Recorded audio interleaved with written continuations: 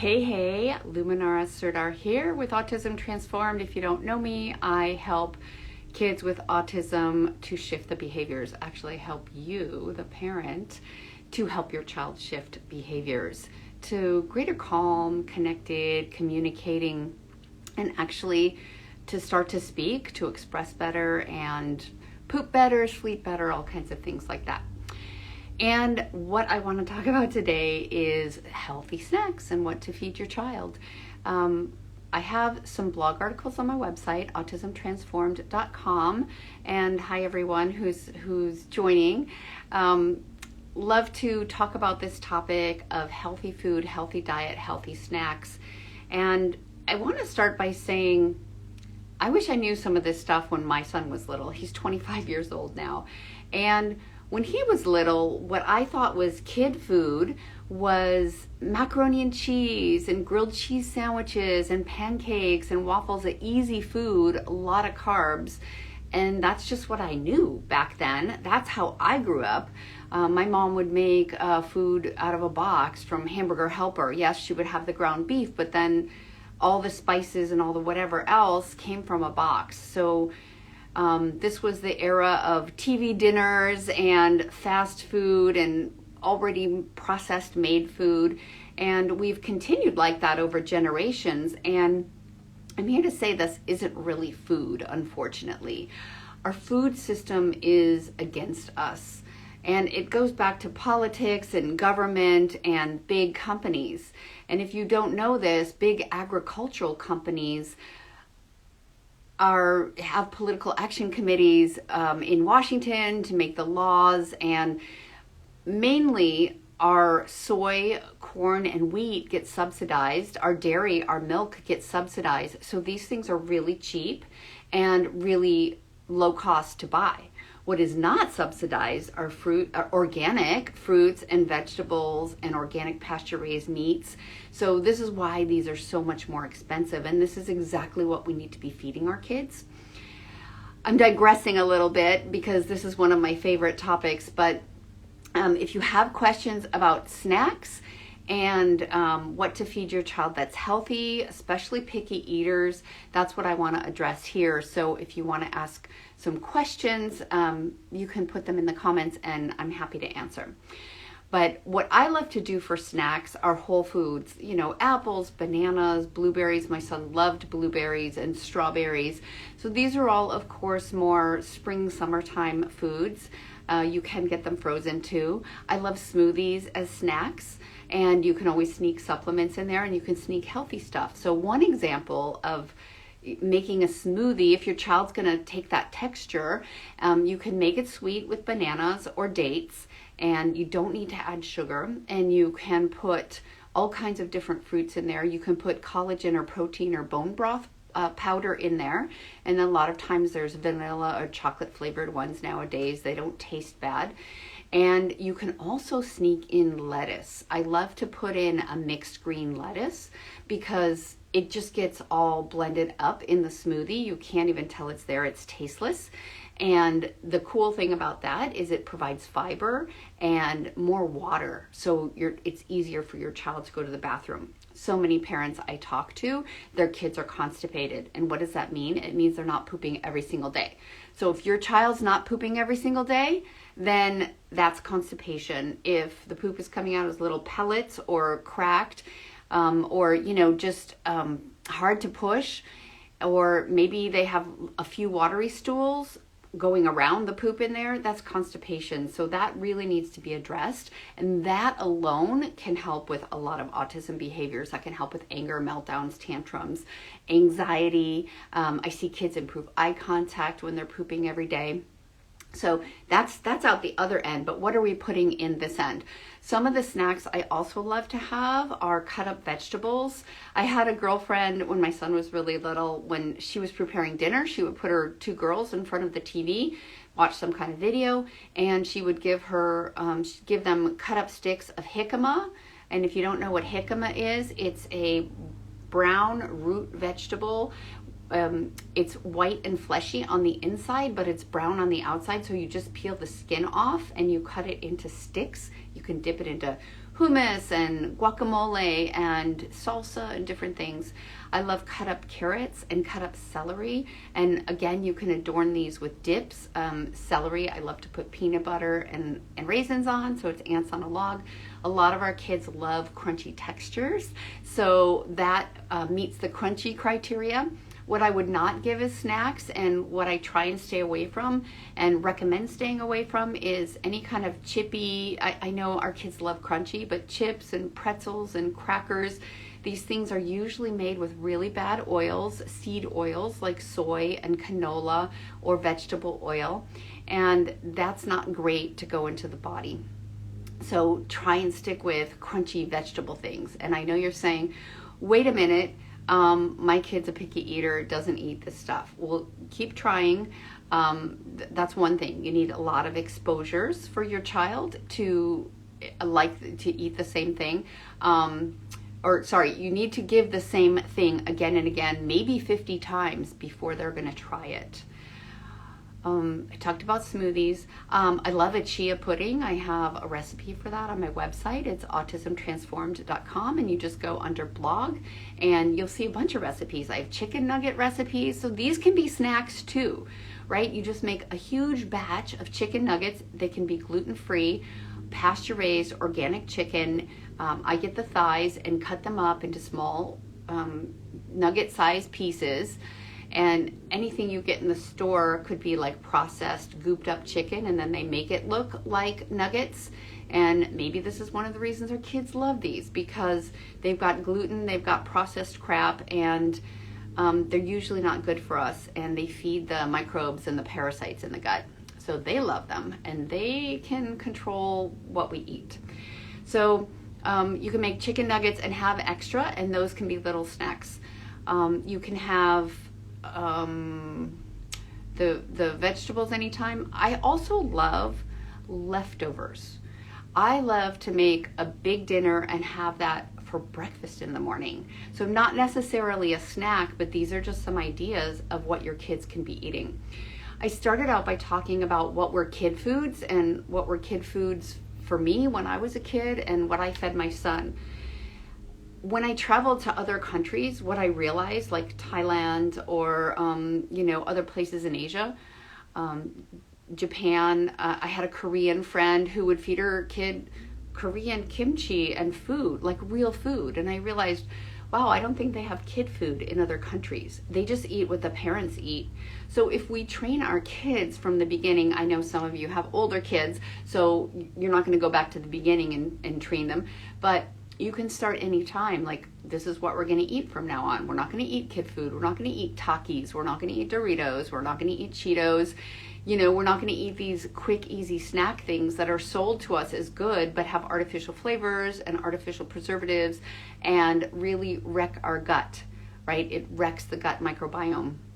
And so when you're giving your child food, consider, like, are the microbes going to like it? Are the good guys going to like it, right? We want it to be organic, and we want it to be healthy and whole foods if possible. So there's so many choices for fruits and vegetables these days. I mean, we can get access to almost everything, right? Grapes, bananas, all kinds of berries, all kinds of vegetables that you can eventually train your child to like. I've had kids eat red peppers and hummus. I've had people give their kids broccoli and they love it. So you don't know until you try. Now, one of the things that I feel is really important is you need to be eating this stuff too, right? So you're your child's first teacher for everything, for food, for everything you do. And they're going to pick up on your cues. So if you're a picky eater, they're more likely to be a picky eater. So what I would suggest is that you, your partner, whoever's in your family, you try new foods. You try an Asian variety, you try French food, you try Italian food. Well, that has a lot of gluten and dairy, but you get the idea. You try different foods, and maybe you have one night a week, you have a new food night, and everyone's going to try something new. And I know you're probably thinking, I'll be wasting my money if I do that. Maybe and maybe not. You don't know until you try it. Maybe you just have one new side dish a week. Maybe it's green beans, maybe it's asparagus. Find something that's in season. So I am going to pause for a moment and see if anyone has any questions. I'm seeing a bunch of people have joined and not seeing any questions. But if you do have questions about snacks, what to feed your kids, then go ahead and ask here. I do want to direct you to my blog. I don't have the links right now, but if you go to autismtransformed.com and you find the blog under my resources, I have blogs on what you can do for breakfast for your child that are healthy, right? Non-sugary, non-carb snacks. Why do we want that? Because when our kids go to school in the morning or start their day, we want to give them high protein, high fat food. That would be eggs, that would be bacon, that would be avocado, that would be leftovers from the night before. Maybe it's chicken, maybe it's some kind of beef. And this is going to power the brain for a long time in school. If you give things like pancakes, cereal, waffles, a lot of high carb stuff, toast, then about an hour later, they're going to be hungry, maybe even hangry, low blood sugar, and they're going to need a snack. Now, back to the idea of snacks. Why do we feed our kids snacks, right? We don't want to deal with behaviors maybe, or the hangriness or the anger that comes up. But I feel like if we give our kids 3 to 4 really good balanced meals a day, we may not need those snacks. We may not need to pack up everything. I remember always having food for my son because he would get hangry, but I didn't know the balance of proteins and carbs and fats. Back 20 years ago, we were still in the, low fat era, eat a lot of carbs. And that's been kind of debunked by a lot of new nutrition research. What fuels our body really well is protein and high level fat. So that would be avocado, coconut, saturated fats from meats. Those are okay. All right, I see BJM asking, what are ways to do avocado disguised for breakfast? Well, I love to do just chopped up avocado and put lemon and olive oil on it. I'll sometimes put sunflower seeds, sometimes I'll put tomatoes and cucumber, so I'll mix it with another vegetable. Sometimes I'll put some arugula in there. Now, is that asking too much for your kid? Maybe. You could also, if you use a gluten-free toast or maybe like Ezekiel bread, I used to make avocado toast all the time for my son. I would actually put mashed black beans and then avocado, so it was almost like a taco or a burrito on toast when my son was really little. So I did do some things really well, of course, but you could put it in with eggs in a scramble, with some other things. It depends on what your child's willing to eat. And if you want to disguise it, does that mean that your child doesn't like that? So there's flavorings. You can use onion powder, garlic powder. What's your child's favorite kind of spice if they have one? I love a spice called za'atar. It's spelled Z-A-A-T-A-R. It's from the Middle East. It's from Lebanon and Israel. And it's a combination of thyme, sesame seeds, sea salt, and maybe hyssop. So it's just a combination of salts. It's just what my tongue really loves. But you could try it and see if you love it too, or if your kids love it. My daughter has texture sensitivities, dislikes mushy. Yeah, that's an issue. Oh, and the other thing I wanted to say, BJ and Fernando, is that I like to put avocado in smoothies. So that's also a creamy texture. It's not quite mushy, but it is creamy, and it makes you can even make like a little pudding out of it. That's again creamy, but you might be able to mix some kind of nuts or crunchy with it. That would make it acceptable. All right. Luke Jan Sky, I make avocado and banana mushed with bit of lemon juice so it doesn't turn dark. Good for you. That is awesome. Yes, I think avocado in the morning is super healthy because it gives our body lots of good fats, and those fats break down slowly in the body, so we don't have a blood sugar spike, and then we don't have a low blood sugar. So it evens out our blood sugar and it helps us to think better. Awesome. That's a great tip. I really like also these crackers. Oh, I can't remember the brand. Crisp bread. They're a crisp bread cracker. They're made with quinoa. They're made with chestnut and buckwheat. So they're gluten-free and they have absolutely no sugar and they're crunchy. So you can put something like an avocado, or if you do cheese or goat cheese, or I'll put sometimes a slice of turkey on there. So I like those too, and rice crackers. There's certain brands of rice crackers. Another source of good fats. Well, I like coconut. I like olive oil. You can use avocado oil for cooking. What else has good fats? Those are the main ones. Of course, fish oil and fish like salmon or cod, or you want to get the smaller fish, sardines. Those are great sources of oils and good for the body. And so if your child isn't on a fish oil, you could do that as just getting more fat in the body.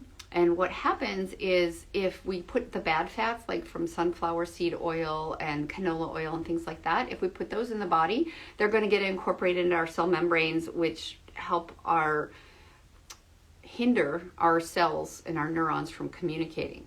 When we have more good omega-3 fatty acids, like from fish oil, then that's going to build our cell membranes and help them communicate better. Oh, right. Thank you, J.A. Piper. Hemp seeds and chia seeds. I will do sometimes a yogurt. It doesn't have to be dairy yogurt. I'll do a granola with pumpkin seeds, hemp seeds, chia seeds, coconut. I'll usually put banana and blueberries, and it's I put dates the other day, chopped up dates. And so that's all whole foods, and you can put that in with your yogurt or whatever mix you're making, or even I've done that, put it with almond milk and had that as a cereal, a granola cereal. Awesome suggestions. Let's see. I'm just checking. Yes. So thank you for chiming in with the hemp and chia. I use those all the time. Can we cook with olive oil? Low temperature. Better to cook with avocado oil if it's a higher temperature. What oils would you recommend if child has salicylate issues? I don't think the oils contribute to salicylate issues. I did a webinar on that, I want to say last year, end of the year, and I don't recall any oils that would have salicylates in them and have them be a problem. Not the good ones anyway. I don't know about the soy I just wouldn't use soy, Crisco, vegetable oil, canola oil, sunflower oil. I just wouldn't even bring those into the house. They are in our products that we eat, but try to minimize those as much as possible. Olive oil and good avocado oil prices are insanely high in Canada. Any other than coconut oil that we can fry things in? Well, I mean, you can, but I wouldn't recommend it, right? I'm sorry about the prices in Canada. They're really high here too in the US, but probably not as high as for you guys. And yeah, those are the only ones I would use that I sanction as good. What omega-3 oil would you recommend? Well, you can get omega-3s from chia seeds, from hemp seeds. So if you have the seeds themselves, I have a hemp milk recipe on my blog. So I'm pretty sure it's there. So you can make hemp milk. I just take a 1/4 cup of hemp seeds and 2 cups of water, put it in my NutriBullet and zing it for about, mix it for about 1 minute, and you have fresh hemp milk. You can make that every single day. Now the seeds will settle out in the bottom, and I don't use those. And then you can store that in the fridge for 3 to 4 days. You can tell when it gets bad, but I just use it, and then the seeds that are in the bottom, I just dump those down the sink. So that's another source. Omega-3. Oh, I was answering that question. I would use fish oil. I mean, one of the best fish oils, well, there are a lot of good fish oils. What you want to look for with fish oils is that they've been tested for no mercury in them, because our fish get mercury from the ocean and from the food chain, and we just don't want to be consuming that. We want that taken out. So Nordic Naturals is a good brand, as is Barlean's. So Barlean's, you can go to my FullScript account. Sorry, I don't have the link ready for you, but if you go to FullScript Autism Transformed store, you can make an account and get Barlean's fish oil for 10% off, and it's called Omega Swirl, and it's like a smoothie. It's in a bottle, and you squeeze it out onto a spoon, and it tastes really great. And it doesn't have sugar in it. It has some other sweetener, but not sugar. And kids love it, so they'll take it. So that's another one I love. And there's also, Nordic Naturals has gummies and little gels. I used to give my son the little gel cap ones when he was little. Ghee as an option, J.A. Piper. Yes, thank you. If people are doing dairy, of course, butter is a good fat and good for cooking in. And if you're not, ghee is an option, and ghee is clarified butter. So that is a great one to use. Sometimes you have to get used to the taste, and that clarified butter means the whey and the dairy part has been taken out. So it's good to eat if you're dairy-free and lactose intolerant. All right. Any other questions? This is a great discussion about fats and oils. Thanks, you guys, for bringing that up and for, sharing the information you've shared. All right. Anything else you want to know about snacks? Can we give fish oil and cod liver oil supplements at the same time? Absolutely, but keep in mind that cod liver oil is essentially fish oil. I mean, it is another form of oil, so you might be doing double duty there, and you might not need both of those. So maybe just one at a time, just because it might be overkill, but maybe not. I think the level of too much fish oil is quite high. I heard a practitioner one time talking about it at some conference I went to, and he said he just was taking huge amounts of fish oil just to see what it would do, and I think his vision started getting blurry or something started happening. But I mean, he was probably doing, I want to say, a quarter to a half a cup a day. It's something we would never give our kids and we would never take. And I think if you take too much oil, you can have a diarrhea problem, things moving too fast through. So just keep an eye on that. All right. Well, thanks everyone for being here and showing up and learning a little bit about snacks and oils, which was a great discussion. Next time I'll come on, I'll have some other practitioners with me, and we'll talk about cavities, how to prevent cavities, and about going to the dentist. I have a great biological dentist friend, and we'll talk about brain inflammation and what to do about that and signs to look for. Okay, Naja, what's best supplements would help with speech? Actually, I have an article on that on my blog, autismtransformed.com. If you go under resources blog, I think you can search for speech or just go through the articles. I have the best supplements for speech. So one of the best ones is vitamin B12, and that's usually given by injection, and you have to get a prescription for that from your doctor. And that's one of the most effective ones. I would say folinic acid or some of the other B vitamins. So it really depends on what your child's deficient in and what they're eating. So it's a little bit complex. Depends on where you're starting from. When I work with clients, I do assessments of all these things so we can say what do we need to add in and what do we not need to add in. Magnesium could be helpful, possibly zinc, but you want to check with your practitioner. And I love omega-3s, of course, the fish oils that we were just talking about. And let me think if anything comes to mind.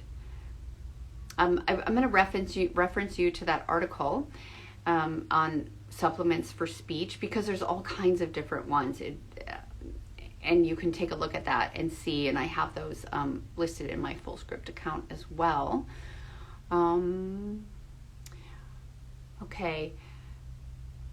Yeah, you're welcome, Naja. And you could take a B12, like a liposomal B12. Quicksilver has one, and Quicksilver has liposomal B vitamins. That's a really good brand because the liposomes merge with your blood, with your capillaries under the tongue and in the body, and it gets into the cells easier instead of having to go all the way through digestion. So liposomal formulas are always good, and Quicksilver is a good brand because I know they have the right size liposomes that actually get into the body, and other brands I'm not always so sure. So, Naja, I was thinking one more thing might help with speech, and it just really depends. Like, there's certain binders that could help because the binders take toxins out of the gut. So that's like activated charcoal, chlorella. I have some ones I use in my program that you can only get through a practitioner account. But what you want to do is make sure you have something in the gut that's going to pull toxins out and have them go out in the stool and not recirculate. So that in and of itself, lowering the toxic load, is huge for helping with speech. So when I run people through my Transforming Autism Jumpstart program, what happens is we're pulling toxins out consistently. We're giving energy to the brain and to remove those toxins, and we're really pulling them out of the body. And as we pull toxins out, as those decrease, we see things like, I see words, people have more words, speech coming on, I see more attention, I see more calm, people can actually focus in school, parents are getting good reports for their kids, we see anxiety reduce, we see sleep get better, and of course pooping, that's one of the first things we work on, so we get kids pooping every day. So just anything you can do to gently detoxify and pull toxins out of the gut, like with binders I talked about. And I also have a blog article on binders, so you can go in and check that out too, and I have some recommended ones. Foods for constipation. Well, BJM, funny you should mention that. I have a constipation challenge for kids, or for parents to do with their kids. It's 7 days. It's called the Poop Perfect 7-day bowel reset for constipated kids. So you want to increase water, and you want to have it good water, not out of a plastic bottle, and filtered in some way for sure. You can massage the colon, that helps. You can take magnesium. Those are usually good supplements for constipation. Castor oil, orally, of course, organic food grade castor oil, or rubbed on the belly. Those are some of the things. Those are some of the things I have in the Poop Perfect 7-day bowel reset that are helpful. I'm trying to think. There's different actions and motions and movements you can do for your child. But one of the main supplements is magnesium citrate, natural calm, or magnesium oxide. I like, what's it called? It's from Global Healing. It's called, I can't think of the name right now. It's a magnesium oxide that helps scrub the gut clean. And then, of course, you want to give as many like fibrous foods. That would be vegetables and fruits. So that can help a lot.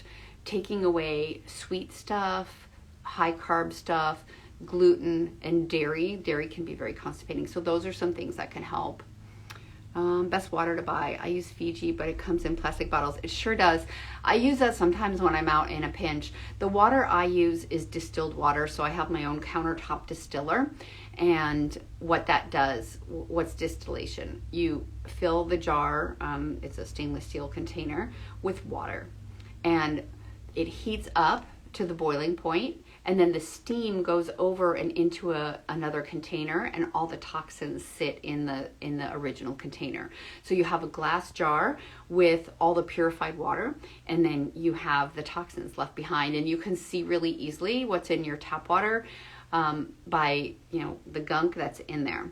And then you can also look at Environmental Working Group's website. It's ewg.org/tapwater, I think, and then you put in your zip code. If you're in the US, you put in your zip code, and they will tell you all the contaminants that are above the safety level in your water, and they'll tell you what's tested for, but they don't tell you what's not tested for. And what you don't know is how these all interact. So if you're going to buy water, I know I said don't get it from plastic bottles, but before you get a water distiller, I would just get distilled water from the store. When I first got my distiller, I distilled 2 gallons of tap water and 2 gallons of distilled water and 2 gallons of my reverse osmosis purified water. The distilled water, excuse me, that I bought from the store had no residue left in the container. My tap water had a lot of residue, and that could be minerals. It could be good minerals, but it could be bad minerals, and it could be other toxins. And then my reverse osmosis purified water had a bunch of stuff in the bottom. It kind of looked like my tap water. So I mean, reverse osmosis is a good system, but then it doesn't get everything. So that's why I moved to distilled water. And in my practitioner forums, we have talked about that a long time, at least using that for a short term and then using some kind of purified water. Brita filter doesn't quite get it all, but reverse osmosis is better. All right. What brand do you recommend for distilled water? I just get whatever's at Walgreens or Safeway or whatever's in the store. A lot of times I've seen in Walgreens that they have baby formula purified water and it's distilled. It's usually more expensive. You can just get the stuff in your grocery aisle that says distilled water. And there's some that say purified water, but it usually is purified by reverse osmosis, so it's probably not going to get everything out. So that's what I would do for water. And what I'll do is I will post this live and I will put the links to all those different things I talked about. The full script, the blog articles, the distilled water, the water distiller that I use. So I'll put that all in the links, so come back and look for it. Can I give it to my child to drink every day? Distilled water. So the thing I would do with distilled water, some people say that the minerals are in our water because we use them. I'm not so sure about that. Nobody's done any solid research on it that I know of. We are supposed to get our minerals from our fruits and vegetables, from our food. Our body is designed to pull those out. And so we know that our food is depleted in minerals these days. So if you're drinking distilled water, I would add in some kind of minerals. It could be a pinch of Celtic sea salt for a gallon, because that has the range of minerals from the sea. So I would add some kind of salt or some kind of minerals back in, whatever you prefer. Activated charcoal safe for 4-year-old. Where do you get it? Activated charcoal is safe, but I think BJM Fernando, I think you also said there were constipation issues. So activated charcoal can be constipating. And if your child is already dealing with constipation, I may not choose that as the first one for you. I might go with Chlorella. And I like a brand called Clean Chlorella. It's from the Health Ranger. And the reason it's clean is because it's grown in indoor. It's not grown, Chlorella is a blue-green algae. And it's grown outside. It's like pond scum, but it's a particular type. And it's got properties that will pull heavy metals out of the body and some microbial toxins. So it's a nice purifier. So is spirulina. But the Clean Chlorella I love because it is grown indoors under artificial lighting and uncontrolled conditions, so it's not going to have any environmental stuff in it. I can put that link in. I'm going to try and remember all these links that I'm going to put into the caption when I make this static on my page. So, Naja. Oh, thank you so much for the feedback. I'm here to help, and I've been doing this for, 10, 15 years in the health world. Before that, I was a scientist in the biotech world. So I am, just super excited to help in any way I can. I've helped over 20,000 families through my online summits and just through education and through working with clients one-on-one and in my programs. So, reach out if you have questions, DM me, put comments in this, when I get this Instagram live up with all the links, feel free to ask questions. I'm here to answer. So thanks everyone. I just came across your account and I'm glad I did. Naja, thank you so much. And you all go forth and feed good food to your kids and to yourself. We all deserve that. So I will see you on the next live.